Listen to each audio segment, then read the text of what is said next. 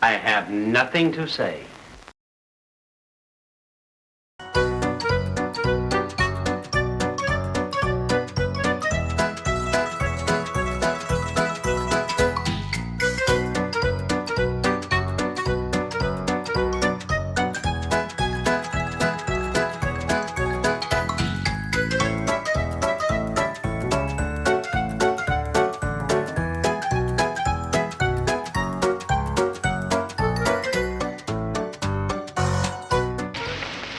This is more than I can stand in the good old summertime.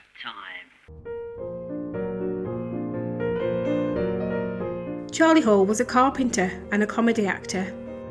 He worked in film and television between 1923 and 1956. Charlie is probably best remembered for his appearances alongside the comedy duo Laurel and Hardy. You know, I kind of like you. You do? You bet I do. You've got a kind face. Charlie was the perfect nemesis for Laurel and Hardy. Oh, he played an excellent straight man. Charlie was very good at playing the angry man. As a little man, he had a bigger-than-life character. Throughout his film career, Charlie Hall worked in films with many big stars, including Buster Keaton, Abbott and Costello, Ginger Rogers and Fred Astaire.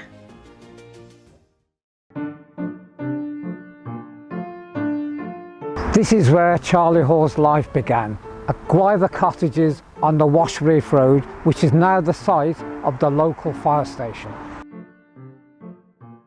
Charlie Hall was born on the 19th of August 1899.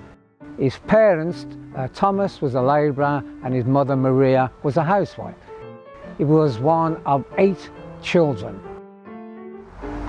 Here we are at St Margaret's Church, Ward End, where Charlie Hall was baptised on the 10th of September 1899. At some point, the Hall family moved here to Arley Road in Saltley, and it's just a few hundred yards from where Charlie was born. Charlie attended this school in Lee Road School, as you can see, and it was here we believed he learned his skills as a carpenter. Behind me is the site of the Metropolitan Railway Wagon and Carriage Works, where Charlie Hall got his first job. Although there was a rumour that he had been a part of the Fred Carno troupe with Stan and Charlie Chaplin. But that was 1910, 1912. And at the time, Charlie Hall would have been too young, because in the 1911 census he was 10 years old, and we know he was a paper boy. So that was another of his little jobs before he got into films. The Fred Carno rumour that he was with Charlie Chaplin and Stan had come from a 1938 interview where he mentioned the fact that he worked with Fred Carno, but it was Fred Carno Jr. in 1924. By the end of 1919, now aged 20, Charlie decided to try a new life for himself across the Atlantic. On the 12th of January 1920, Charlie set sail from Liverpool on board the SS Carmania. He arrived in New York on the 24th of January, where he'd taken a job working in a canning factory. Charlie paid for the trip himself. On arrival, he had $58 in his pocket, the equivalent of just over £700 today. Charlie Hall arrived in America on the ship from Liverpool. We do know that he filled in the ship's questionnaire as Pennsylvania Hotel, New York City, as his place of residence. When Charlie arrived in New York, of course it was at the same time that Prohibition had just come into force, and Charlie, like some of us, enjoyed a drink or two, and I'm sure that he found several amongst the many speakeasies that there were to be found in New York at the time.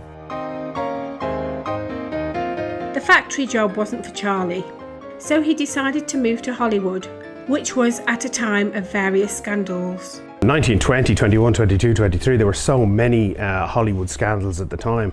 Back to the drug overdose of the flapper girl Olive Thomas in 1920.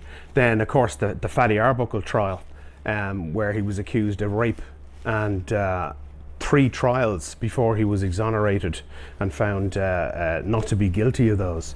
And the studios got really annoyed that their big stars were part of these big scandals, because that in turn looked bad on the movies, and they didn't want the public not to obviously go to the cinemas. So they started to crack down on what their stars were doing, and to sort of exert more control over their biggest stars, and kind of write into their contracts, you're not allowed to do this, you're not allowed to do that. So whilst in Hollywood, Charlie got himself work in film. But it's hard to be sure when he began. We know he went to America in 1921 looking for film work. And according to IMDb, it says that he appeared in 2 films in 1921 and then another 2 films in 1922. But would Charlie have got film work so soon on arrival? Did he actually appear in those 22 films? We can't be sure. In John Uller's book about Charlie, his first appearance, according to that, is in the 1923 film Mother's Joy, which features James Finlayson, Stan and May Laurel. By 1924, Charlie was working for Hal Roach in Culver City, alongside many of Roach's all-stars comedians. Charlie's first film at Hal Roach was The Cowboy Shake, which was co-written by Hal Roach himself.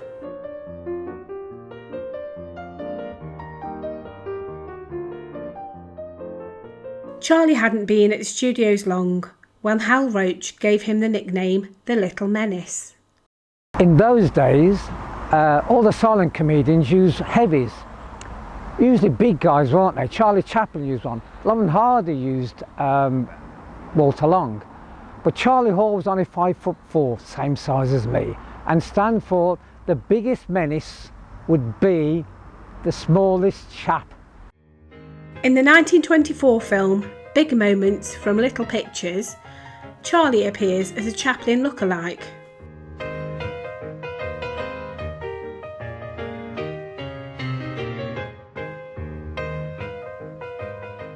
In the Our Gang film Monkey Business, Charlie has a brief appearance as a balloon vendor.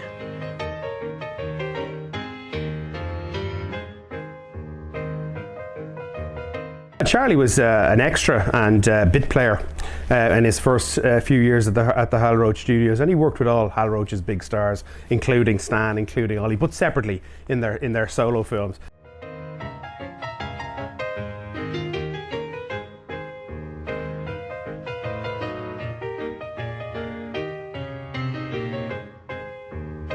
Also in some of Jimmy Finlayson's early stuff as well. Our Gang, Charlie Chase.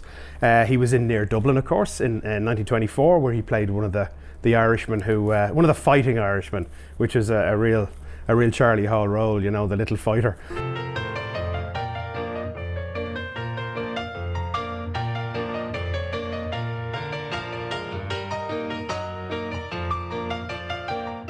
And he was in Eve's Love Letters, Zeb versus Paprika, those sort of things, where we see Our Gang and the early look of Ollie and Stan.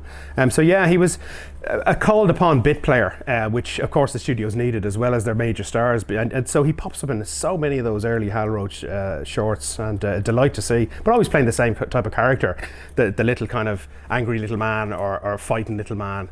And yeah, he was good at that. When Charlie joined Hal Roach Studios, Laurel and Hardy were already working there, but they were both making names for themselves individually. While working at Hal Roach Studios, Charlie became good friends with actor Edgar Kennedy and a man called George Stevens. George Stevens was an assistant cameraman who worked on over 30 Laurel and Hardy films, including the Lost film Hats Off, and several which featured Charlie Hall.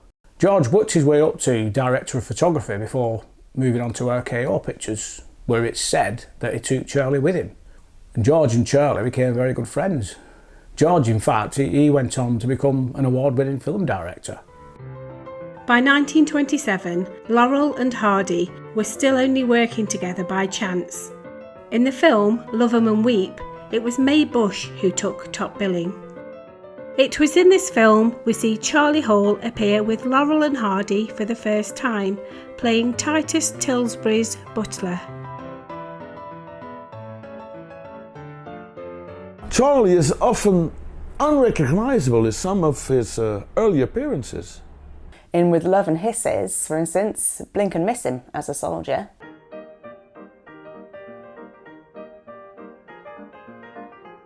And then in Sugar Daddies, he's hanging around in the back of the crowd outside the lift. Again, it's hard to spot.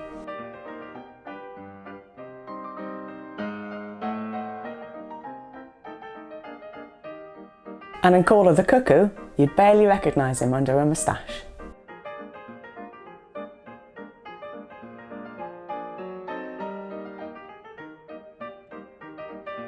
In 1927, it was Al Roach who made the decision to make Laurel and Hardy a team.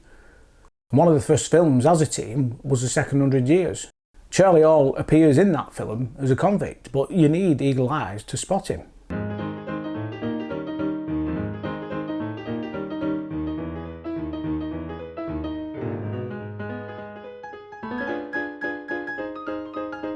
Laurel and Hardy had to shave their hair off for this, and later Charlie Hall claimed that he was the one who shaved Stan's head.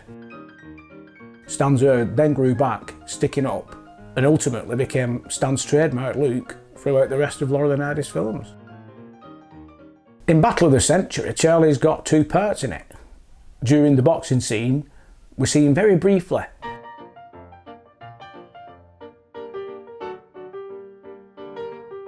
Then in the second half of the film, Charlie plays the pie man.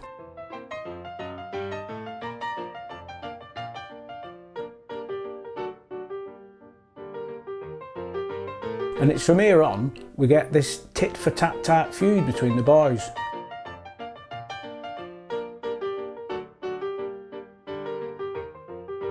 Charlie's anger then instigates what is considered the biggest pie fight in silent film history. It's Charlie who throws the very first pie, causing utter chaos.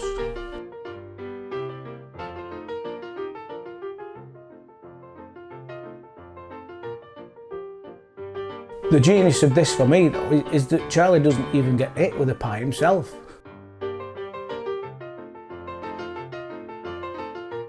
Everyone ends up covered in custard pie, but not Charlie.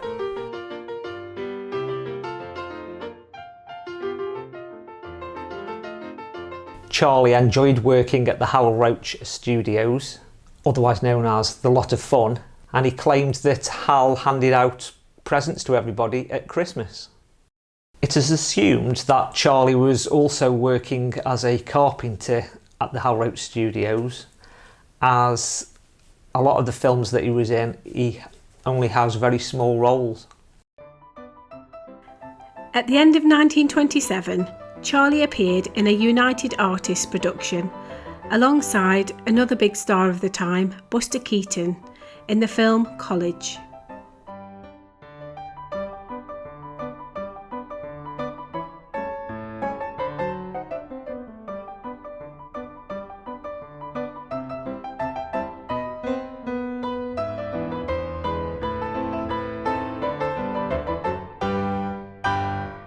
Charlie was busy for the next couple of years at Roach Studios, working in a variety of roles with numerous comedy stars. In Leave 'Em Laughing, Charlie was working with Laurel and Hardy again. Here we see Charlie playing a grumpy landlord, a character he would play again several times.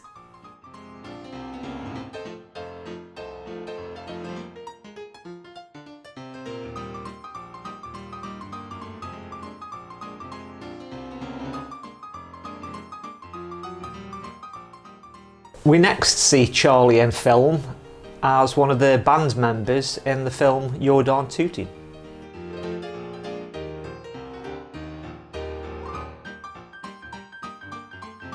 Charlie went on to play the soda jerk in the film Should Married Men Go Home, in a scene that of course was remade in Men of War in 1930 with Finn playing the role that Charlie had played previously.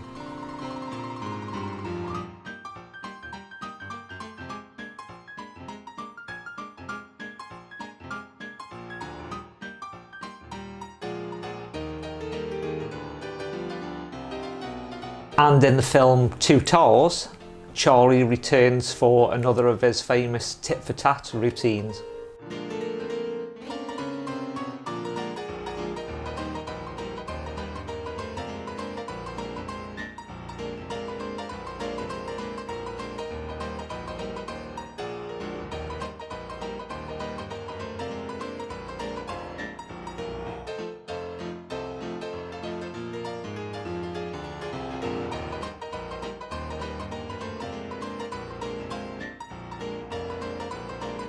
Charlie continued with more small parts in Laurel and Hardy's 1929 films, most of which were uncredited.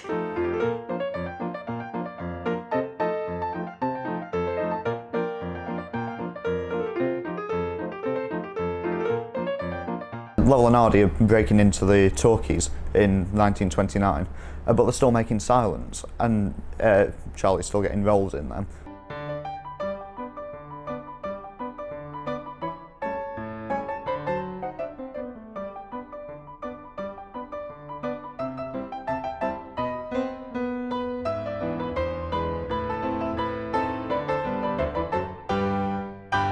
Charlie keeps getting parts in films, but he's hard to spot sometimes. Look at the film Big Business, for example. He's literally a background character.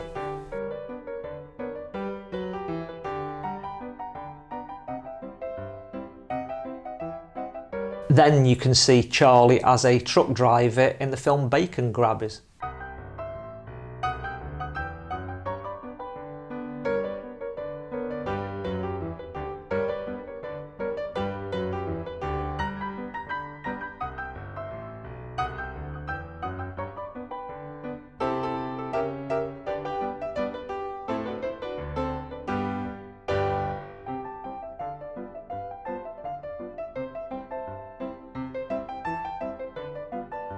In Laurel and Hardy's final silent film, Angora Love, he's a tenant.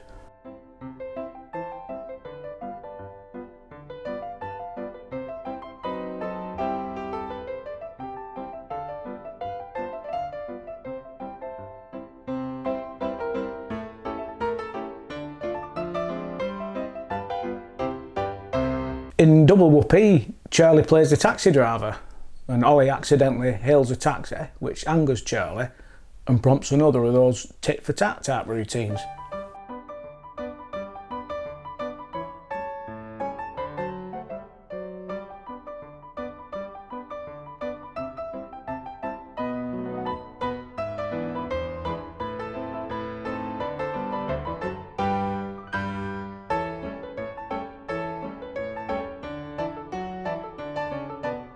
In Birthmarks, Charlie doesn't have a speaking part. However, he does appear as an angry train passenger.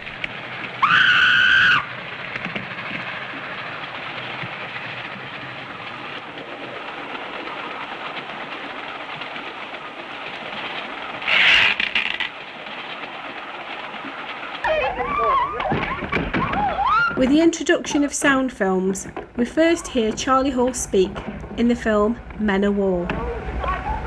What are you trying to do, you big sap?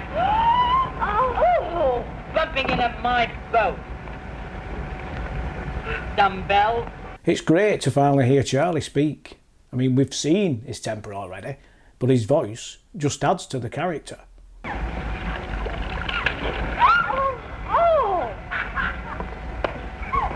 This is a really standout sequence by Charlie. Then when we next see him in Perfect Day, he's just an extra. Shoot me like that! Oh, it's running! Oh, it's running!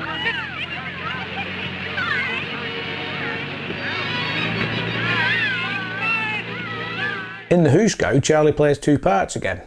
We first see him as a convict getting out of the prison truck.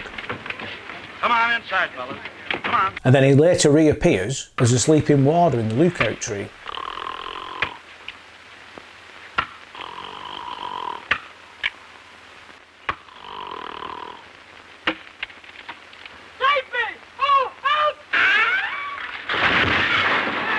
In the final scene of Blotto, Charlie returns once again playing a taxi driver. Drive us anywhere, any place.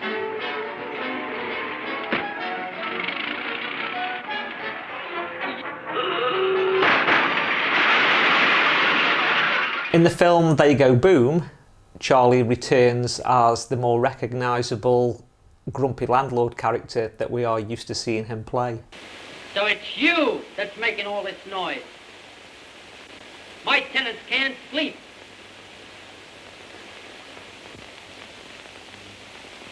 Why don't you be quiet like he is? Now listen here. Any more noise from you, and out you go. You get me? Laurel and Hardy are trying to get to sleep, and for various reasons they don't get to sleep, and they keep annoying Charlie Hall.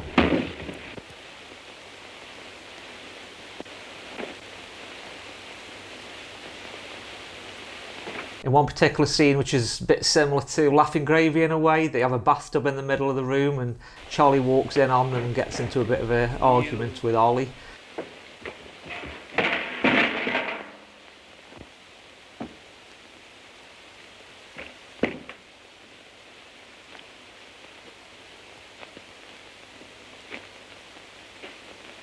A bit later on, we have Stan and Ollie in a mattress that's inflated. And Ollie calls out to Charlie for his help. And then when he runs in the room, he bounces off the mattress and falls into a policeman, which is quite a funny scene. By the time Below Zero comes along, Ollie's now developed this ability to spiff off Charlie Hall.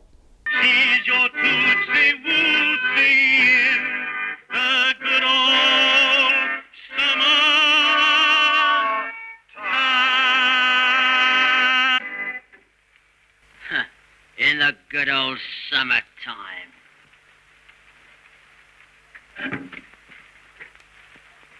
Ignore him. Just one of the lower elements. Shortly after filming Below Zero in 1930, Charlie heard the news that his father Thomas had passed away at their home in Arley Road, aged just 58. His death was caused by cerebral thrombosis following an accident at work. His wife, Charlie's mum, Maria, was by his side at the time of his death. A few months later, Charlie's mother, Maria, left Birmingham for the first time to go to America to visit her daughter Florence. The 10 minutes is up, Harry. Let's go in and get him. In 1931, Charlie resumed his film work. Come on, playboy, you're going with us. Hey, what's the idea? Lay off me. Your wife gave us orders to take you home.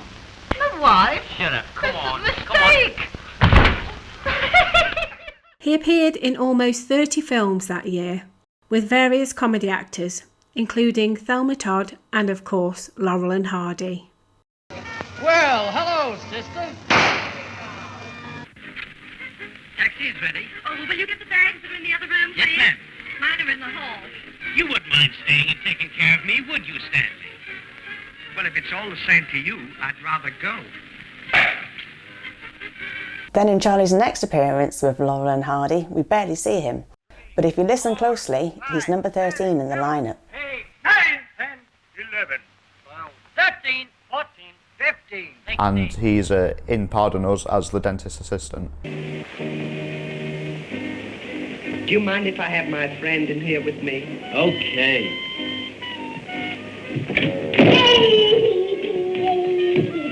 And in Come Clean is the ice cream seller. What flavor do you want? I'll have chocolate. I'm sorry, but we're out of chocolate. This is Charlie's only scene in this film, but it's such a classic. Have you any mustachio? No, we're out of mustachio. The daftness of this is when Stan asks, What other flavors are you out of? again, Charlie gets annoyed. We're out of orange, gooseberry, and chocolate. All right, I'll have it without chocolate. Ollie intervenes. Just give us a quart of any kind that's handy, please. Yes, sir. What flavor's that? Chocolate. Daft humour at its best. After a run of more small roles, Charlie then landed himself a main part in his next Laurel and Hardy film, which became one of his most memorable, returning once again as the grumpy landlord. He definitely doesn't like dogs. What you going to do with him?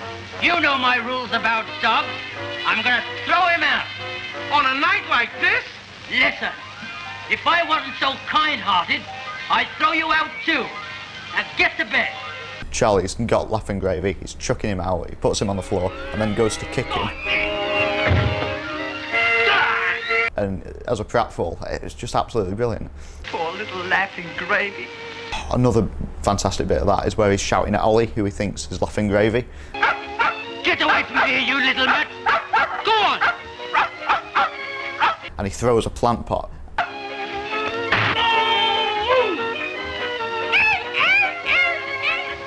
Also, when he bursts into the room, Stan opens the door and he just runs through.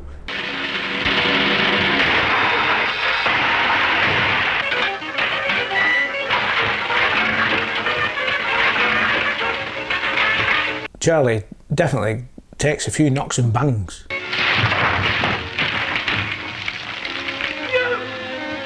He's gotten to the point where he's so frustrated and he can hear the noise outside, and as he sticks his head out the window, it's perfect timing for the bricks to just keep constantly hitting him on the head.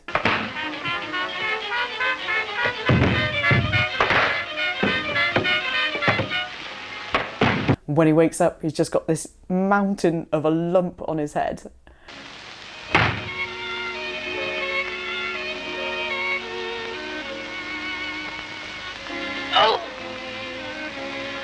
And it's the final straw when he slams the window and the window panes fall out.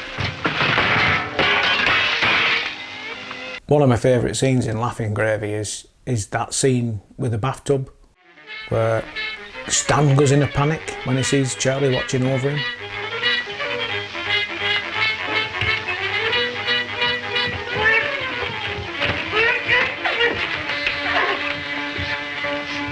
He just plays it so well. Of course, he gets the last line in the film. This is more than I can stand. Utterly brilliant. It's perfect. In 1932, Charlie only appeared in around 25 films. Only 3 of them were with Laurel and Hardy. Hey, come out of there. That's no place for you to plane. Go and sit over there till I get through. Then we see him as Stan's boxing assistant in Any Old Port. Hang on to him, kid. It's your only chance. How do you mean? Hold him in the clinches and don't let go. And then we see him again in the award-winning film The Music Box as the postman. Could you tell me where 1127 Walnut Avenue is? 1127 Walnut Avenue? Yes, sir. That's the house up there, right on top of the stoop. This early appearance by Charlie sets the scene for this entire film. Heave! Ho! Heave! Ho! And when Laurel and Hardy finally get that piano up those steps, Charlie appears again to greet them at the top of the stoop. Did you fellas carry that piano all the way up these stairs? You didn't have to do that. You see that road down there? All you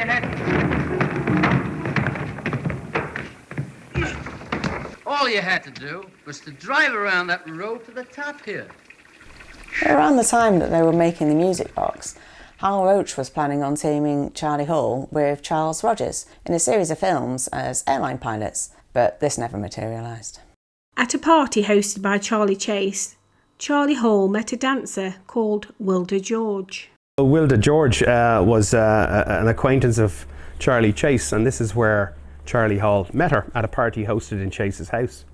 Wilda herself was part of a vaudeville troupe in her early childhood days because her parents were vaudevillian people. And Wilda and her sister Florence were the George sisters. And Wilda obviously then got into films as a bit player. And they very, very soon became an item. Charlie was now a well-established comedy actor and a regular face in Laurel and Hardy films, playing an assortment of characters. Well, in Twice too, he's a cake delivery guy. Does Mrs. Laurel live here? Yes, Here's the cake she ordered this morning. Will you see that she gets it? I certainly will.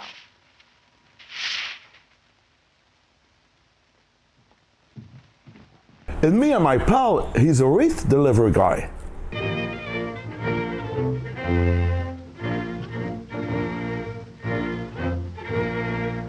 What's the wreath for? I don't know. Mr. Laurel picked it out himself and told me to bring it over here. Haven't you any better sense than bring a wreath to a wedding? It's nothing to do with me. Orders is orders. In Midnight Patrol, he's a car thief. Look out, Hank. If you come back here again, I'll arrest you. Who will? We will. Oh, is that so? And in Busy Bodies, he was a work colleague of the boys.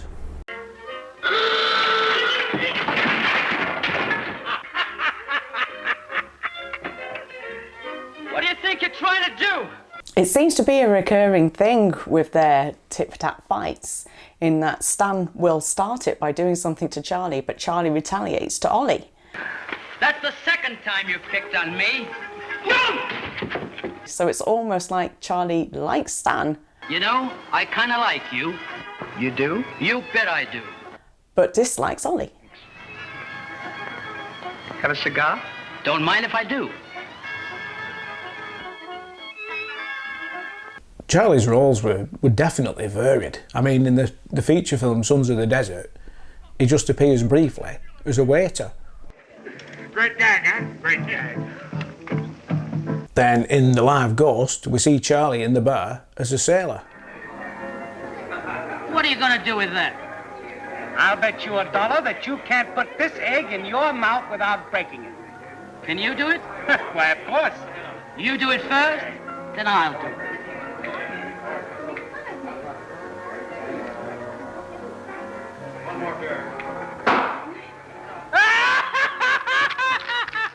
In 1934, Charlie got himself another major part in Laurel and Hardy's short film, Them Thar Hills.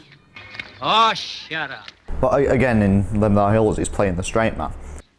Sorry to trouble you. My name's Mr. Hall. This is the missus. And he's just trying to get some gas for his car. What can I do for you? We're out of gas. If you have some to spare, I'd like to buy it. Why, certainly. There's a spare can on the floor. Just help yourself. Thanks a lot. Well, in Them Thar Hills, there's a very musical gag. When he comes back, he sees that Maybush is now drunk, or Mrs. Hall is now drunk. What do you mean, getting my wife drunk? And he thinks the boys have done it intentionally. So the fight starts when Charlie will attack Ollie, but then stand and stare at Stan and wait for Stan to retaliate. No!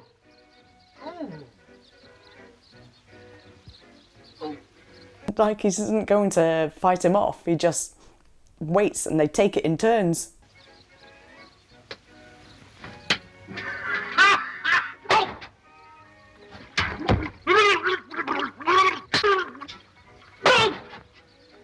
Or put a plunger on the forehead.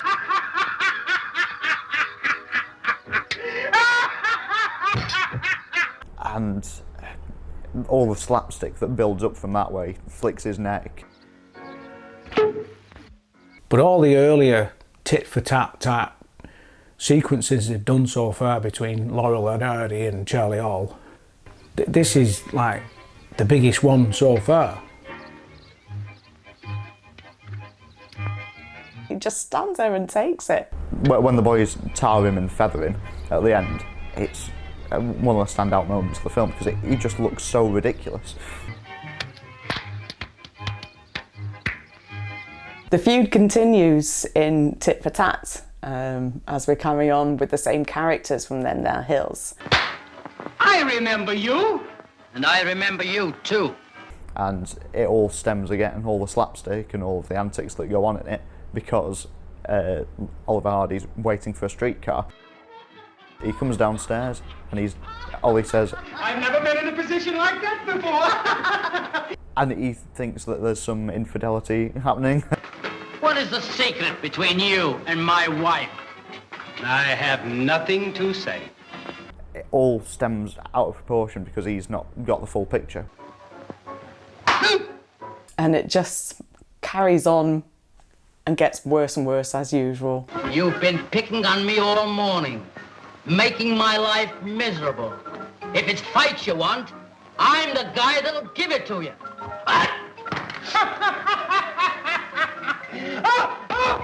But the bit that I find the funniest is when he picks up what looks like mashed potatoes and just flicks it in his face. Chance to a pub.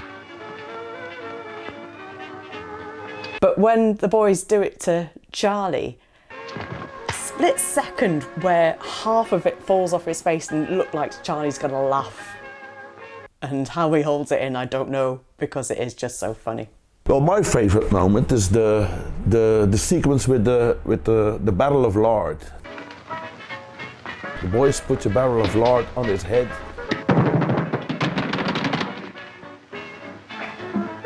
And the timing Charlie takes to remove the lard and the slow burn.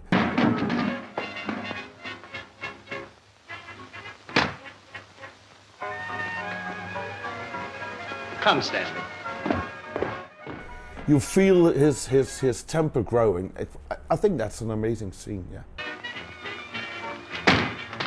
Tit for Tat was Charlie's last biggest film though. He appears several times more, but only in small roles. Don't you think this thing has gone far enough? Who started this anyway? He did. I did not. Why, he did too. The roles he has, particularly in Damn There Hills and Tit for Tat, are some of his finest work in films ever. It's just outstanding. No hard feelings. By 1935, Laurel and Hardy were venturing permanently into feature films. In their final short film, Thicker Than Water, Charlie plays the bank teller. Good morning. Good morning, Mrs. Hardy. I wonder if you'd do a favor for me. You know I have a joint account with my husband, and I'd like you to fix it so that nobody else can draw the money out but me. I'd be glad to do it for you, Mrs. Hardy. But your husband was here a short while ago. That's very nice, thank you. What? Did he take the money? Yes, ma'am, all of it. He closed the account. One of the hardest films to spot Charlie in is the film Bonnie Scotland. I didn't even know Charlie appeared in Bonnie Scotland until recently. I mean, this for me has got to have been his most unrecognisable part ever. There's no escape. Take those. Away from the camera, Charlie's relationship with Wilder blossomed. They were married on the 8th of November 1935 in Yuma, Arizona, USA. Charlie invited his brothers and his sister to the wedding, and of course his mother Maria also attended. And whilst she was in Hollywood with Charlie, the pair visited many of the Hollywood studios and also some of the famous landmarks there.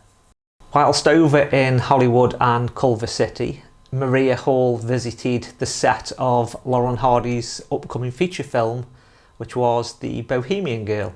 Charlie did get a small part in the film Bohemian Girl, however you might not see him on screen because he only did a voiceover part. Oliver's just had a baby. Oh, congratulations. Thank you. While Maria was in Hollywood, she met up with Arthur Jefferson, Stan Laurel's dad, and according to Arthur Jefferson's diary, that took place on the 17th of November 1935. Back on screen, Charlie's appearances again became very brief. In Our Relations, we can just about see Charlie behind the counter in a pawn shop. Charlie's wife Wilder also appears in a later scene in Our Relations, wheeling in a cake.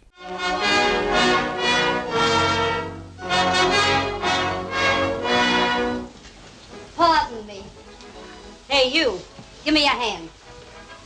In Pick a Star, Laurel and Hardy feature in cameo roles, as does James Finlayson and Charlie Hall, who pops up as Finn's assistant director. Cut! Hold it! Is that all right for you? Okay with me. Good. Very good. Now clear the set and let me concentrate. Oh. Yes, sir. Pardon me. Do you mind if I go over and speak to the boys? I would be very glad if you would. Towards the end of 1937, Charlie took a break from the world of films. He returned home to Birmingham. It is not known why his wife Wilda didn't go with him. He travelled across on the ship The American Farmer. And, well, if we read his letters and we know the fact that the next several months he was staying in Birmingham, that may suggest that his marriage may have broken down. While travelling on board The American Farmer, Charlie wrote to his very good friend George Stevens. By this time, George Stevens was a film director at RKO Pictures, directing the likes of Katharine Hepburn, Fred Astaire, Ginger Rogers and Cary Grant. Charlie had kept in touch with George, and in his letters he talks about his trip back to Birmingham, being hungover, and he compares American women to British women, and points out his dislikes about Britain. So why did Charlie Hall come back to Birmingham? It was thought he came back because his mother was ill. But when I interviewed his family, they both said he came back because he was suspended from the Roach studios for nights out drinking with his good pal Stan. As we all know, Charlie and Stan socialised together, including many fishing trips on Stan's boat. In a letter to George, dated the 14th of March 1938, Charlie states that he'd been working in a gas mask factory for the past 4 weeks, earning £3.12 and 6 per week, the equivalent of $17 or £362 in today's money. Charlie ends up working in a gas mask factory back here in Birmingham. Imagine going for an interview. What have you been for the last 15 years? I've been working with Laurel and Hardy and Fred Astaire and Ginger Rogers. They wouldn't believe you, would they? The letter continues by almost begging George Stevens to loan him $200, or at least $125 to pay for a return ticket back to New York, with a few dollars spare to buy some food. It's hard to believe that just 12 months before all of this, Charlie was working in the film Shall We Dance with Fred Astaire and Ginger Rogers. Brock's just told me that ballet dancer Petrov is secretly married. I'll wager it's to that American dancer. Righto. George mustn't have loaned Charlie any money, because Charlie then got a job working with his old pal, Edgar Kennedy, who was in the UK working on a film with Will Hay, Hey Hey USA. Charlie was paid $75 a day, which funded his return ticket back to the States. He only had a small role in the film, playing a Cockney gangster called Lefty. Hello, Lefty. Bugs! Gee, it's good to see you again. Say, you seem to pick up class in Europe. That's a nice piece of monkey suiting you've got on. Should be. It costs $27.50 and no discount for cash. Are you going to this party? Why? I've got to give the ransom note to Fletcher. He only spent 3 days working on that film. Charlie went back to America at the end of 1938. He never returned to Birmingham again. Back in Hollywood, Charlie got himself film roles again, working at RKO and Paramount Pictures, working alongside stars such as Lucille Ball, Jack Benny and David Niven. If Charlie was suspended from the Roach studios, he did manage to get his job back or get re-employed by the studios upon his return to America, because we next find him working on the film A Chunk at Oxford. And of course in that film Charlie worked alongside Peter Cushing, and Charlie played a student in that film, although he was aged 41 at the time. Meet Professor Pushhalfpenny, Dr. Pigsfoot, and his brother, Trotter. Charlie's role as a student in A Chump at Oxford was to be his last speaking part in a Laurel and Hardy film. What is the meaning of this vulgar intrusion? You know what we mean. We're going to take off your breeches and run you out of Oxford. What, take off my breeches? In the presence of Meredith? Yes, you dirty snitcher. And the last role he ever played with Laurel and Hardy was in Saps at Sea, where he played the hotel receptionist.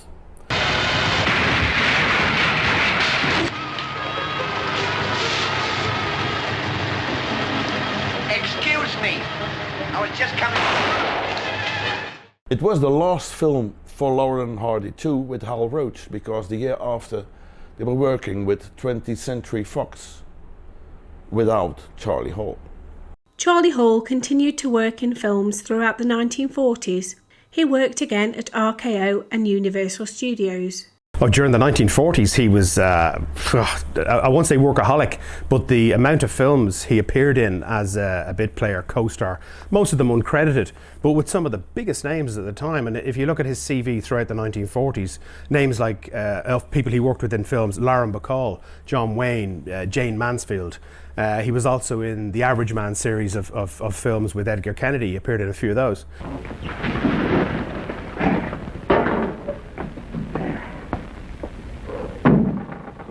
Sorry, I didn't see you out there. That's all right, Baldy. It'll cost you just 2 more cleaning bills. 2 more cleaning bills? Well, there's only 1 suit there. Yeah? This ain't a bathing suit I'm wearing.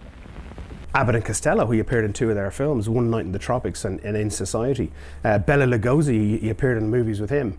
Yeah, he's just who's who, you know. There are actors out there who'd be delighted to have worked with these guys. Charlie may have also been making movie sets and props when he wasn't in films, going back to his carpentry skills. And considering his very small roles in the films he did appear, then this could make sense. I hear you want me, Chief. That was yesterday. I just got the message. Well, now you just get this one, get a flash of Doyle, then get your check and get out of this office. You're through. Oh, yes, Chief. Larry, hold it. Hold the gun up high, Larry. That's it. Hold it.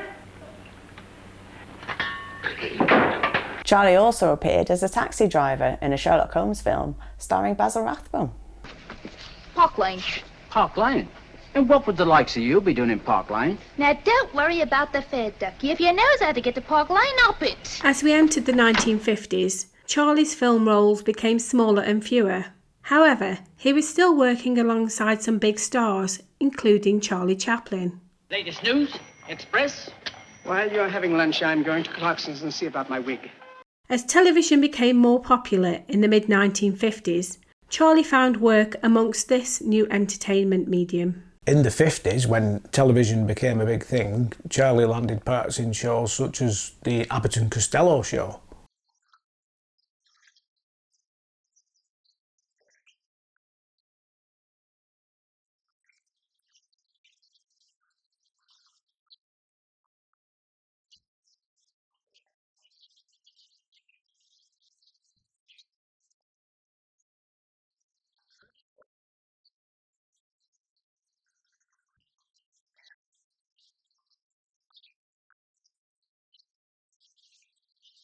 He appeared in an episode of Cheyenne with Clint Walker, and he even got a part working alongside the director of Murder and Suspense, Alfred Hitchcock. You've dropped your cue.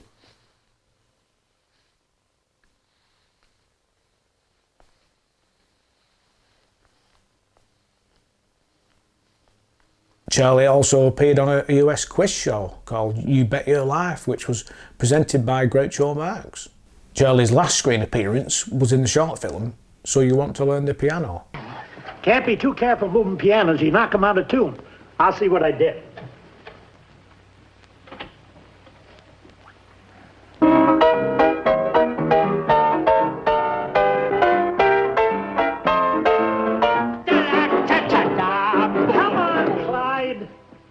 By 1957, Charlie was living with his wife, Wilda, at 5622 Willow Crest Avenue, North Hollywood. So, Charlie was back with Wilda. We don't actually know what went on when he was back in Birmingham in 1937, but it was now 20 years later, and if there were any differences between them, it must have been sorted by now. Charlie was still corresponding with George. In another letter, in 1957, he was asking George if he could put in a good word for him regarding a membership card as a second assistant director at the Screen Directors Guild. George replied on the 6th of December saying he would put a word in for him.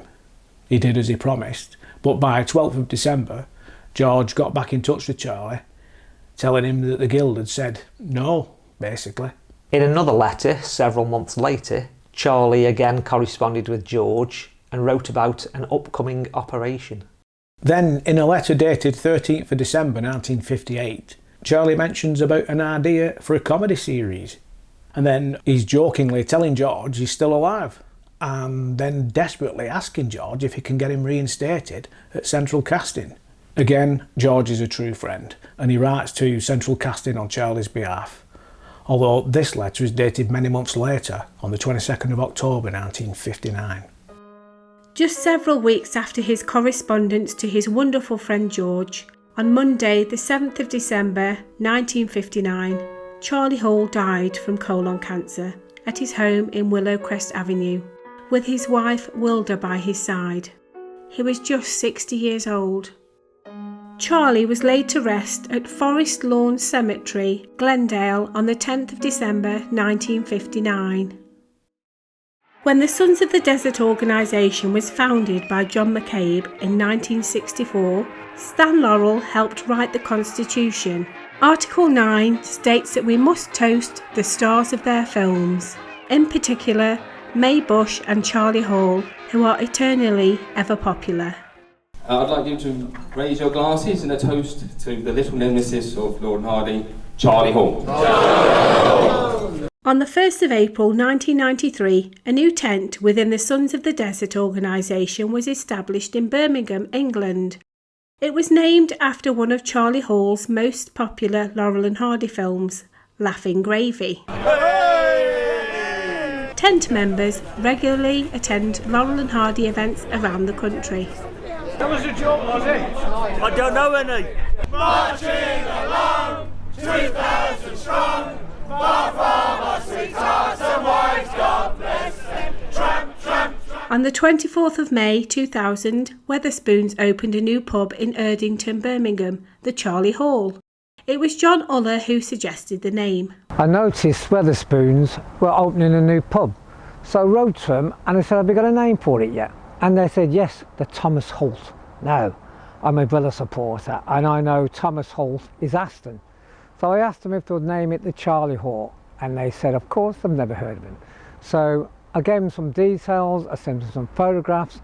Now I know Charlie was born on the Washreef Road, Ward End, but on his birth certificate it says under the sub-district of Erdington. And they like the name Charlie. It sounds good, you're just going down to Charlie for a pint. And so they decided to call the pub the Charlie Hall.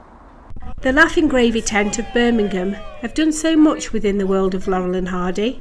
They held the International Convention in 1998 and have hosted the UK Convention in 2003, 2012 and more recently the 42nd UK Convention in 2024.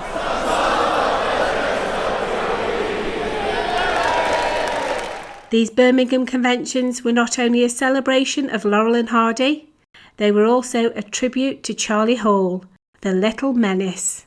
I am extremely proud on the opening night of the Birmingham Convention to be able to toast local lad, and what a stalwart of the Laurel and Hardy films. Raise your glasses to Charlie Hall. Charlie Hall is an incredible story. Born into a working class background here in Birmingham, leaving Birmingham on his own in 1921 to work in a factory in New York. He didn't like working in a factory in New York, so he switched over to Hollywood, where he heard about this new industry who were making silent films. Now Charlie was a carpenter, so he helped make the sets. Of course, it goes on to sound, to the talkies. He lives through the Second World War, and then he appears on television. Not bad for a lad from Ward End. This is more than I can stand.